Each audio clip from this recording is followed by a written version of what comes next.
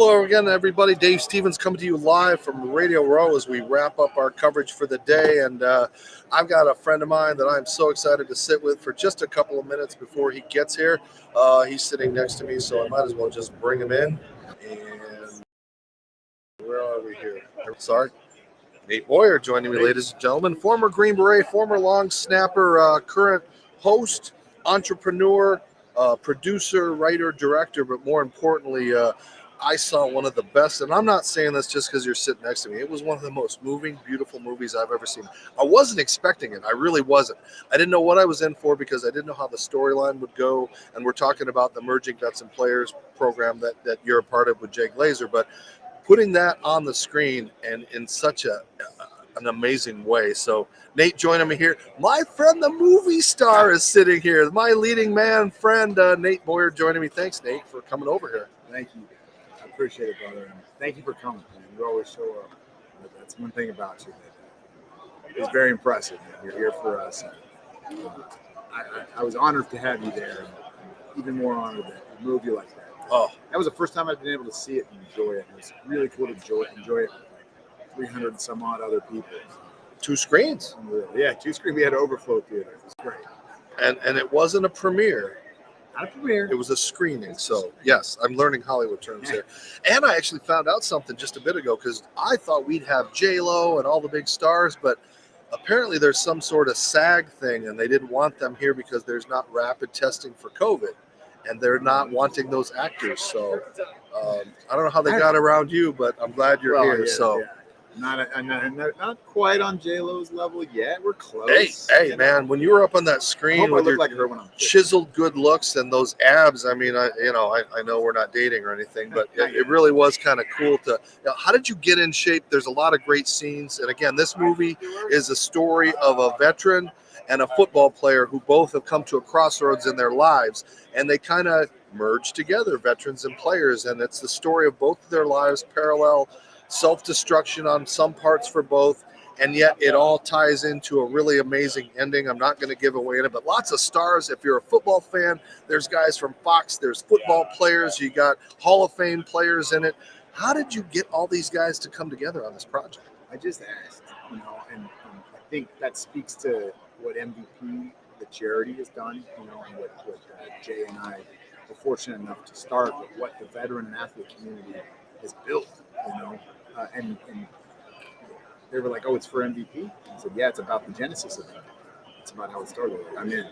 And it didn't hurt that it was October 2020 and not a lot else was going on, so the schedules were open up. But these guys were just like, whatever you need, we'll do it. The NFL, honestly, like their partnership has meant so much. They opened their doors. We shot at NFL Network. We'll work around it. We'll figure it out.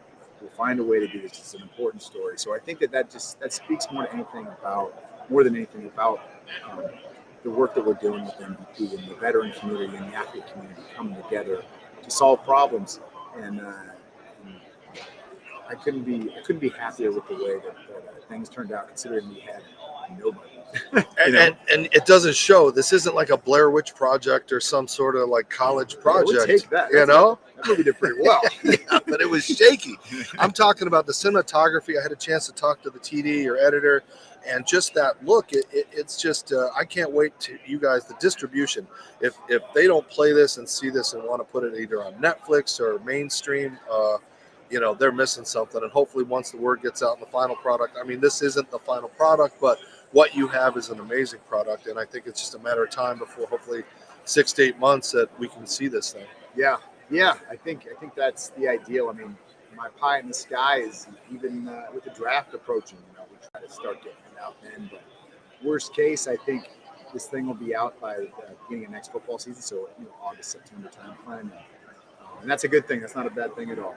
We'll have time to really promote it and screen it more places and really show it to the veteran athlete communities, because I think the fact that they're wrapping their arms around it is the most important. That's the audience that matters to me, and the people that support those things. People like you. You understand what it's like to persevere. You understand what it's like to have some incredible challenges, but you don't let that define you. You know what I mean? okay, and look at all the things that you've done and are doing. You know what it's like to like find that new uniform, find that new sense of purpose, and just do it the best that you can. And that's what MVP is all about. That's really, honestly, what the movie's all about. And I think it's right where it needs to be. And Nate doesn't take the credit for what he's doing, but this movie is basically, if you go to see it, and when you see it, it's all veterans, except for the lead actor. It is veterans behind the scenes and doing things, acting, real people that have paid the ultimate price. And, and that's why you've done this on other movie projects that you've continued with, and you continue to give back to these guys. Just like when we have our football games, it's a meaning for them. And for these veterans, I talked to one of the actors, and he's like, it changes my life. It gives me a sense. It gives me a purpose. It gives me a chance to be normal and to just be. Right. Yeah, that's what that is what it's all about. We have that shared experience, whether that's the struggles we go through or some of the victories or just stuff from the past. We have that shared experience and that mutual respect between those two groups. Now I got to ask, because there's a lot of humor in this for such a sensitive and truthful subject, but man, you guys pick on the Air Force a lot. Is that intentional? Like, is that how it is on the outside world? Yes, it's all in good fun. I got a lot of respect for them, and I'll tell you what, like, there's no greater sound, than A-10s flying overhead, giving you support when you're stuck. So it's all in good fun. And the Air Force, they take it pretty much in stride. But hey, they got better food, better looking ladies overall, like, you know what I mean? So they get to move around a little faster too, right? They get to move around a little faster. Yeah, they're a little more high speed. All right, well, you get to relax a little bit but you've got other projects in the works. You're hosting, you're doing more things, your TV show on the NFL Network. So what are we going to see from you in the future? Man, I want to make another movie. I can't wait to get behind the camera again and figure that out. But I just want to keep telling stories that matter, and whether they're about veterans or athletes. I mean, I have a connection to those two groups because that's a big part of my life, but it doesn't have to be that. Just like we're talking about redefining. But I think I found something in directing this film that I truly do love, and the collaboration that goes with that makes it great. And if you make another movie, could you make like a zombie one so you could use me and you don't need to have a lot of special effects? Because I'll just be like, brains, just drag myself, Perfect. Yeah. So Nate Boyer joining us again. He's a former Green Beret, former long snapper, was one of the oldest college football players at UT. Talk a little bit about that program. They've undergone some changes in the last couple of years. Where do you see them going in that direction? Yeah, I mean, I'm looking forward to it. Last year was the first year with Sark, and obviously didn't hit the expectations hoped, but finished the season on a win. And I think it looks like we had a good recruiting class this offseason. I got confidence and a lot of belief in that program. I think they're going to turn it around, and I'm looking forward to seeing the product they put on the field this year. All right. Well, it was a great night seeing the movie MVP. It's going to be out soon, and wherever it comes out, I'll be pimping it, pushing it, tweeting it. Hell, I might even get a MySpace page so I can promote it on there if that thing still exists. But Nate, before you go, your prediction on the game? Well, I think it's going to be a great game. I will say that I'm pulling for the home team here because of Andrew Whitworth. He's a big supporter of MVP, left tackle for the Rams. He was a Bengal for 11 years before that, and he's retiring. So it would be a pretty cool way for him to finish it out. But, either way, I think it's going to be a hell of a football. Well, Nate, it's always great to see you. This is a guy that I can call up in the middle of an editing session or a filming session and say, can you come on 15 minutes to talk about movies in Hollywood without people with disabilities? Like, yeah.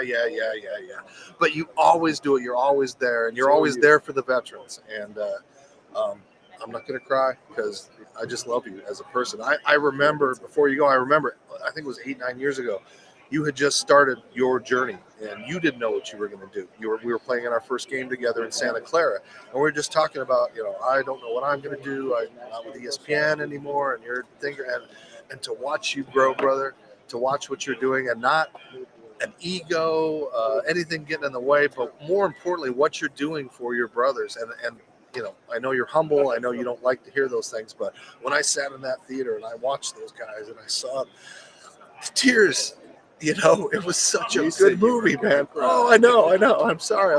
It's my hormones, I think. But you know, to see the applause, to see the laughter, to see the emotion, and then to see the pride on your dad's face. I mean, that was just that. It doesn't get a lot better than those nights, right? You're right. It really did. All right. Enough of that crap. Nate Boyer joining me. We're men, and we talk about football and testosterone on the show. We do not get emotional. Do not show emotion. But that's a big part of that movie, too, is learning to show emotion, learning to love, learning to grow, learning to trust again. Right. So it's got all those elements, and it's not, you know, one of those sappy TLC things. Right. So it's, you know, men can see it. Women, it's a great date movie. And when it comes Made out, by us, but it's for everybody. Yeah. It really So is. you got to go see vets and make sure you support Merging Vets and Players. Go to vetsandplayers.org. You can donate. You can be a part of it. If you know a veteran that needs help, just do something to help them, because we're not doing enough for those vets. This guy is. He and Jay Glazer, they're doing a lot of stuff with BJ Ganem, Sierra Delta. So, Nate, anything else you want to promote? That's it, brother. All right. And where can they see you on social media and all that stuff? I got hacked, so I don't even follow you anymore. At Nate Boyer 37.